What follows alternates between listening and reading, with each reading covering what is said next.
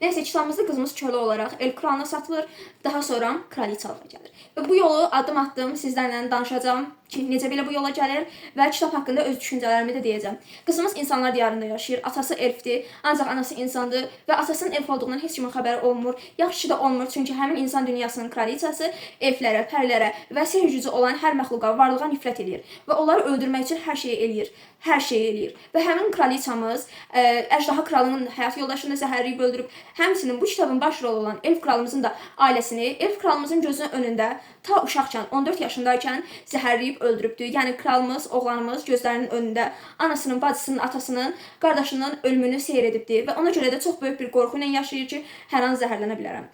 Və insan kraliçasından nifrət edir. İnsan kraliçası da sehrə, hər şeyə nifrət edən bir insandır və qızımız da bu diyarda böyüyür. Həqiqətən insan kraliçası təhsilə, biliyə çox önəm verən biri olduğu üçün bütün insanlar məcburi olaraq dərslərə gedir, məktəblərə gedir, universitetlərə gedir və təhsil alırlar. Qızımızın da xalası ilə bir yerdə böyüyür, çünki həm anası, həm də atasını itiribdi. Xalası da bir xəstəliyə tutulubdu ki, bu xəstəliyin nə olduğunu insan krallığında heç kim bilmir və qızımız onu müalicə eləmək üçün dərmanlar almalıdır. Amma kraliçamızın belə bir düşüncəsi var ki, zəif olan hər şey ölməlidir. Yəni insanlar da bunun daxilindədir. Krallığında ancaq güclü insanlar qalmalıdır, sehr olmamalıdır və ancaq güclü insanlar olmalıdır krallığında. Buna görə də bütün dərmanlar falan hamısı dəhşətli dərəcədə bahadır.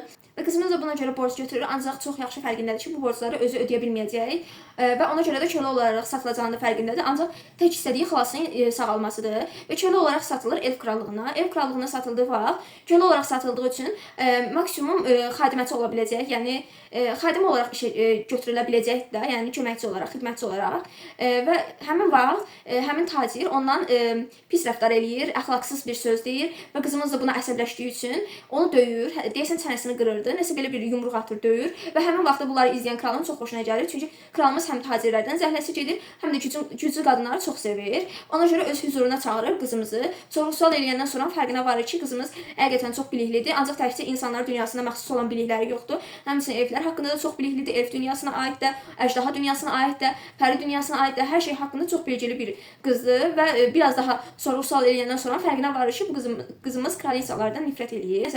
Görürlər ki, düşmənlərdən nifrət elədiyi insanlar da birdir.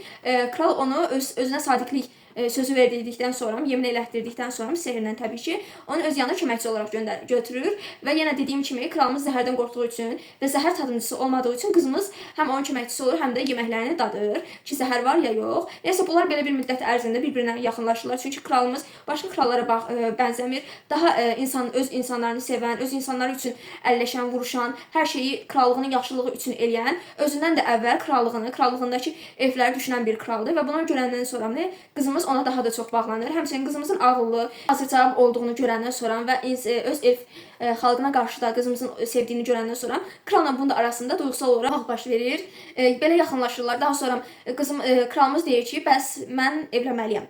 Oradakı insanlar, yəni yüksək aristokratlar buna belə bir şərt qoyublar ki, sən mütləq evlənib və bizə varis verməlisən, yoxsa monarşi ləğv olunacaq və ancaq seçkilərlə həmin 6 nəfərin oylaması ilə bir yerdə bir şey qərar verəcək və krallıq şeyi monarşi ləğv olunacaq. Ona görə də kralımız evlənməlidir. Kralımız da qıza deyir ki, mən sənə qadın namizədləri göstərəcəm, kraliçə ola biləcək namizədləri və sən də onların yaxşıları ilə, pisləri ilə hamısını qeyd edəcəksən və günün axırında bir seçim eləyəcəyik ki, hansı kraliçə olma potensialına sahibdir. Ancaq bu seçimlər zamanı ikisi də başa düşür ki, heç bir namizəd kraliçə olmağa layiq deyil. Kraliçə olmaq potensialı onlarda yoxdur və neyniyək? Çünki həmin adamlar bunları sıxışdırırlar ki, mütləq kraliçə olmalıdır və sən bizə varis verməlisən. Qız da deyir ki, gəl bir anlaşma eləyək, sənlə mən evlənək və sadəcə bu anlaşma üzərində olsun. Sən mənim xalamı oradan bura gətir və mən də sənə insanlar aləmində, insan kraliçəsindən döyüşməyə kömək eləyim, çünki mən insanlar aləmində böyümüşəm. Onların silahları, taktikaları, zəif yönləri, güclü yönlərin hamısını bilirəm. Kral da deyir ki, okey. Amma əslində o özü də bilir, kral da bilir ki, bu sadəcə bir anlaşma olmayacaq, çünki ikisi də bir-birinə duyğusal olaraq bağlanıblar. Nəsə belə bir anlaşma gedir aralarında. Daha sonra bir-birlərinə həm yaxınlaşırlar, həm uzaqlaşırlar və bir-birlərinə yaxınlaşdığı hər anda kralın özünü geri çəkməyi və qızımızı duyğusal olaraq incitməyi də başqa bir aləmdir. Daha sonra qızımızla kralımız xalalarını xilas edirlər, gətirirlər və onların kömək eləyən bir qız da olur, insan qızı olur, ancaq bacısı elflə evli olur və qızımıza kömək eləyir ki, hansı yollardan keçə bilərsən. Nəysə belə olaylar olur. Daha sonra kraliçanın bundan xəbəri olur ki, elf kralı onu ziyarətə gəlibdir və daha sonra bunlara hücum eləyir və hücum eləyərkən də kraliça qızımız çox yaxşı bir şəkildə krallığı qoruyur. Əslində belə desək, mövzu bura kimi idi. Bundan sonra artıq mənim şərhimə gələk.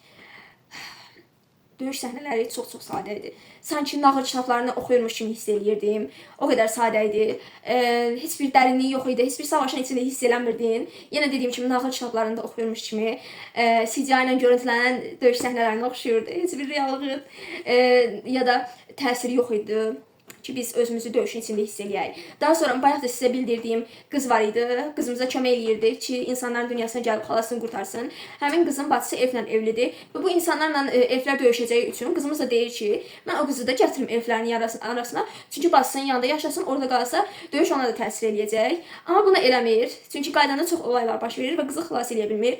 Qızımız orada insanların dünyasında qalır və böyük ehtimal ki, buna xəritənin verdiyinin o olduğu anlaşılacaq, daha sonra cəzalandırılacaq. Ancaq burada heç bir şəkildə bunu düşünmür. Yəni sadəcə ona kömək edən o qız orada qıraqda bir yerdə ölmə tərk edilir, qalır. Bir də bacısının yanına keçə bilməyəcək. Çünki istifadə etdikləri yolu kraliça öyrənir və bu yolu təbii ki də bağlayacaq. Yəni bacısı ilə də əlaqəsi kəsilibdir. Müharibədə olan bir dünyanın içində sıxışıb qalacaqdır. Kimə görə? Qızımıza görə və qızımızın xəstə, ölən xalasına görə. Bu mənə nəyi xatırlatdı? Kimdanı xatırlatdı? Nənəsinə olan bağlılığı bu qızda da var. Ölüb getmirlər ki, rahatlasınlar bu uşaqlar. Nəysə, anyways, daha sonra kitabımız çox sadə kitabdır. Yəni nə elf krallığı haqqında bir vaovluq, bir şey görə bilmirik. Dünya, yəni sadəcə bilirsiniz nədir? Açın. Oxuyun, qoyun qırağa. Ay mən bunu düşünüm. Bu necə oldu? Bu belə ağırlıq oldu. Baş sındırım bunun haqqında. Həqiqətən deyim ki, wow, bunu necə düşünüblər deyə bir kitab deyil. Sadəcə oxu keç, yəni oxu keç. Dünyası haqqında bir şey yoxdur. Yəni var, sadəcə hamı iyiləşdirmə gücü var. Bu qədər. Yəni başqa bir də qulaqları var. Belə uzun qulaqları var və salam. Yəni yenə dediyim kimi elf krallığı haqqında çox da detallı bir məlumat falan da yoxdur. Dünyanın içində ona görə heç cür hiss eləyə bilmirsiniz. İnsan krallığı heç, yəni onu bir neçə səhifədə oxuyuruq və salam. Yəni gəlişmiş bir texnologiyalar var falan, bu qədər. Həqiqətən bu qədərdir. Yəni aralarındakı münasibət də çox, yəni dərinləməsinə işlənməyibdi. Ki təkcə qızın gözündən oxuyuruq. Bu da məncə başqa bir mənfilərdən biridir ki, tək qızın gözündən oxuyanda kitaba o qədər də insan duyğusal olaraq bağlana bilmir, içindəki kimi hiss eləmir. Və qızımızın heç bir gücü yoxkən, gücün fərqində deyilkən 2 dənə əfsanəvi gücü qızımıza verirlər. Birincisi empati gücü. O qədər əfsanəvi gücdür ki, həmin zamanədə yalnız yan-yana 2 dənə empat yaşaya bilir, 3 dənə empat yaşaya bilir. Bundan artıq empat olmur. Çünki elflərin ən önəmli gücü iyiləşdirmə gücüdür. Yəni sadəcə bir gücü var, o da iyiləşdirmə gücüdür. Amma qızımızda o güc yoxdur. Amma empati gücü var. Yəni dediyim kimi bu çox önəmlidir. Empati gücünü də qoyaq bir qırağa. Zaten çox böyük bir gückən empati. Üstünə bir də Məsih elan edirlər qızımızı. Ölüləri diriltməyi bacaran, öz ruhunu ölüyə ya da ölüm ayağındakı bir insana üfləyərək onu sağaldan bir Məsih elan olunur ki, bu əfsanəvi bir gücdür. Bunun haqqında tarixdə heç bir şey yoxdur, bilinən heç bir şey yoxdur. Yəni qızımız bəlkə də minlərlə ildir olmayan, 1000 ildə bir görülən bir gücə sahibdir. Üstəlik 100 ildə də bir görülən başqa bir gücə sahibdir. Yəni bildiyiniz 2 dənə ən güclü gücü qızımızda birləşdirirlər. Qızımızın içində biraz da olsun belə qara şey yoxdur. Qaranlıq tərəf yoxdur. Qızımız parıldayan İsa Məsihdir ya da onun anası, artıq qadın versiyası olduğu üçün. Teresa anadır, yəni heç bir günahı yoxdur. Qəlbində heç bir kötülük, pislik yoxdur. Mükəmməl bir varlıqdır. Üstəlik mükəmməl 2 dənə böyük gücü var. Məsih olaraq yazılmış bir obrazdır. Hamıya onu öldürmək istəyənlərə belə acıyır. Yox, onu öldürmə, bağışla, belə.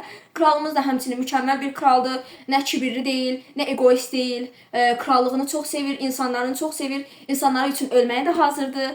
Bla. 2 dənə mükəmməl obraz, 2 mükəmməl obrazda 2 mükəmməl güc. Yəni belə deyim də, sadəcə mükəmməli oxuyuruq.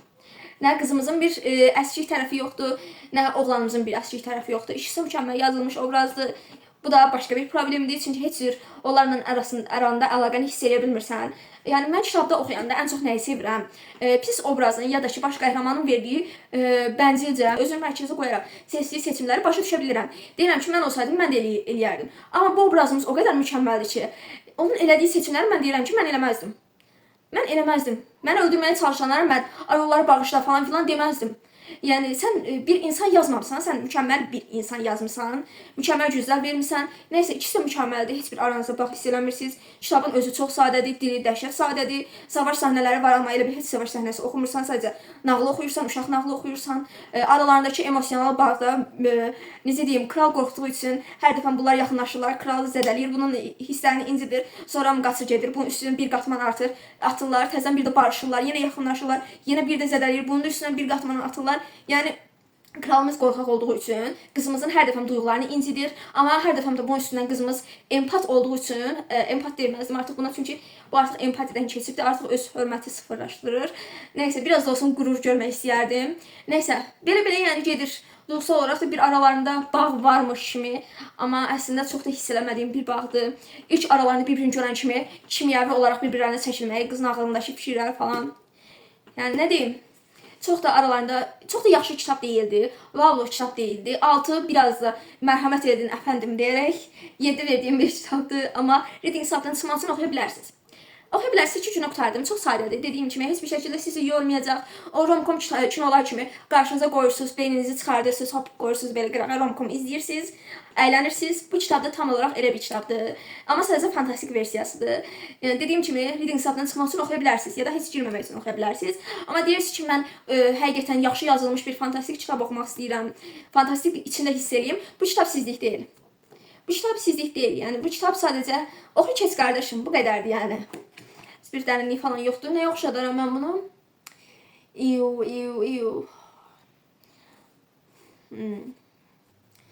Twisted serisi var, ha, oxu keç. Bu da onun kimidir. Oxu keç. Yəni bu qədər. Şərhimiz bu qədər idi. Nəticə olaraq, əgər alıb oxumaq istəsəz, alın oxuyun. Kömək edəcək ya da ki, PDF olaraq oxuyun. Sizə çox tövsiyəm, PDF olaraq oxuyun.